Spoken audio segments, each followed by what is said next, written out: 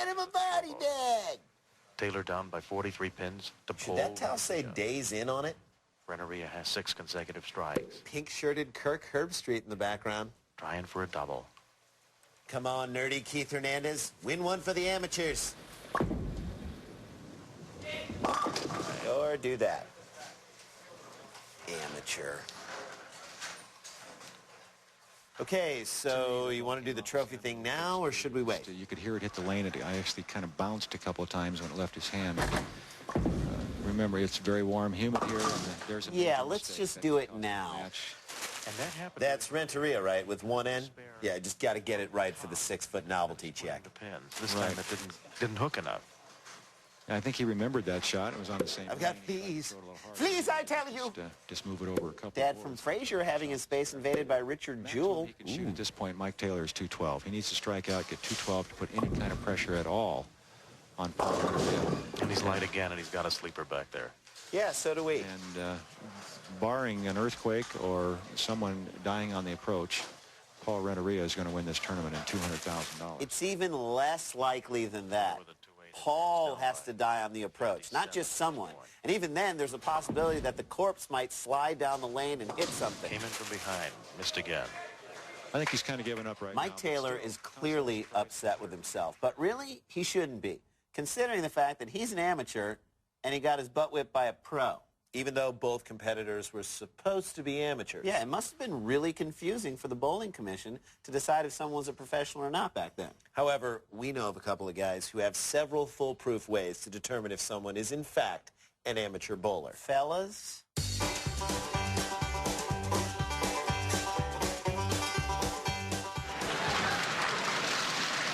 If you've ever worn a pair of bowling shoes to your sister's wedding, you might be an amateur bowler. If you've ever kissed your bowling ball with tongue, you might be an amateur bowler.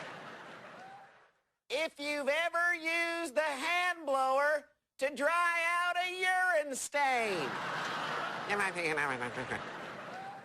If you've ever bowled, ever, you might be an amateur bowler.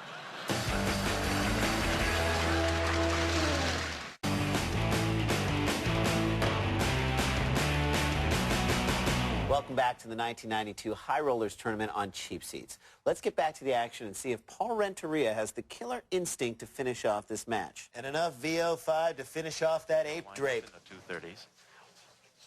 Want to thank Chet Henson. Boy, he's anxious to get that check. Yeah, he's acting like it's going to bounce in an hour. What the heck? It's all done. This whole final match was like the U.S. playing Algeria in the basketball championships. Call Alicia Silverstone. We got a mismatch. You watched that show? No. Is going to take home $200,000. Yes. Okay, she understands the complexities of relationships. What? Paul, on behalf of the Showboat and the High Roller, here's your check for $200,000. You both. That's life-changing money. Now go change your life. I'd like to thank Showboat.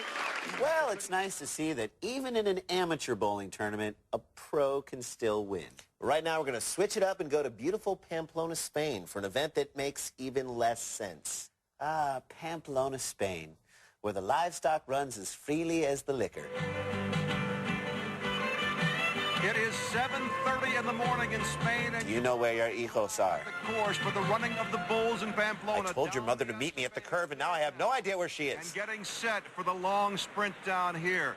This is just outside the Plaza de Toros. Which is adjacent to the Benicio del Toro. Back to back, belly to belly, elbow to elbow, all set to go. De nuevo. Attention wardrobe department. Sport coat would have been fine for either of them.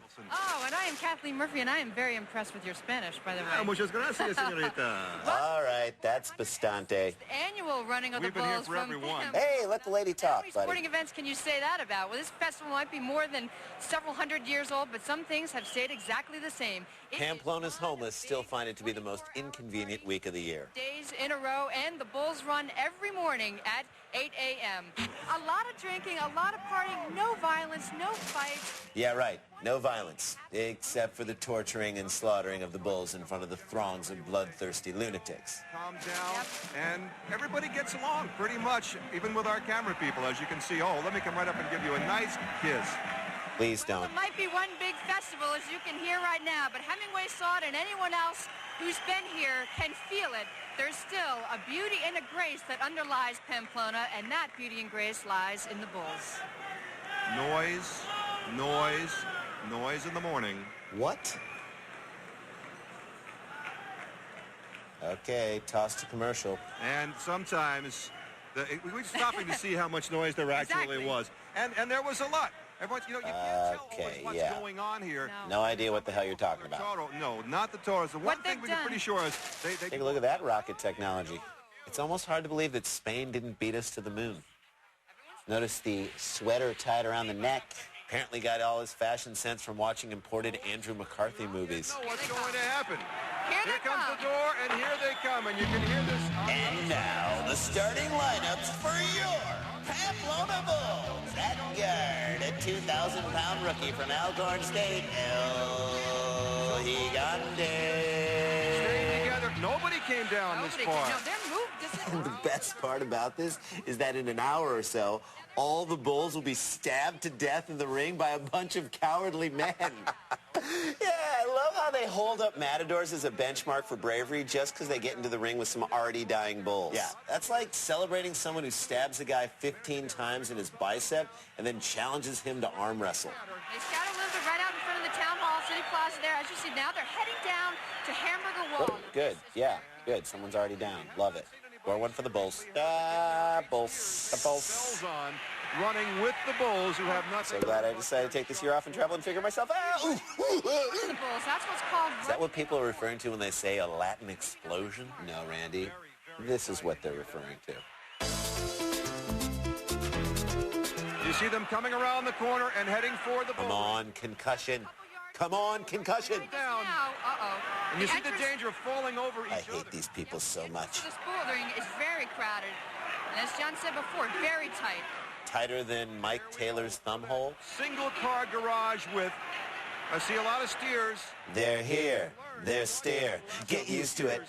Wait and see if... You know, the running of the bulls has happened every year since 1591. But if you want to be a part of it, you have to get yourself to Pamplona, Spain. Well, we recently came across an athlete who created a new sport that brings the spirit of running of the bulls stateside with a distinctly American twist. His name is Dexter Fineglass, and his sport is the running with the balls. And he's the focus of our Cheap Seats Cheap Hero of the Week. I used to run with the bulls in Pamplona, Spain, but after 16 years or so, it got a little old, you know? Richard Gere was there one year. People were ducking into side alleys, drinking sangria. I wanted to get gored. I live on the edge. I like danger. I'm Dexter Fineglass. I'm the creator and inventor of running with the balls. Yeah. Imagine a dream that runs headlong into a daydream that also is a glimmer of hope that becomes a real idea that you live. That's what running the balls is. The scoring is very simple. If you get to the dots, it's 23.6. If you get to the bottom of the arrows, it's 46.1, or what we call a single. Top of the arrows, it's a double or a hat trick. Now, you get in the middle of that, it's a breakaway / touchdown, or all the way to the top, to the pins, is the grand slam, and so on, equaling 100 points. This game is constantly evolving. But right now, it's more of a guerrilla sport. I show up at a super 32-lane complex, and I just jump on the lane. Maybe league play is going on, and they seem very exhilarated by what I'm doing.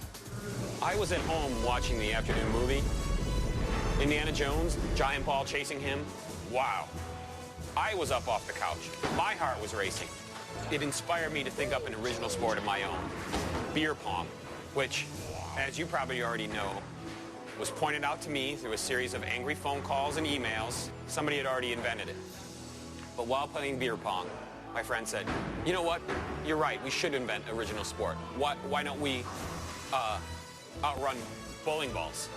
And 6 months later, I came up with running with the balls. It's a harder surface. You're going to get hurt. blistered elbows, pinky sprain, thumbs up sprain, mono, a staph infection, punctured eardrum. But I'm not afraid. I mean, I want to just keep pushing on. I mean, something might happen today. Might happen tomorrow.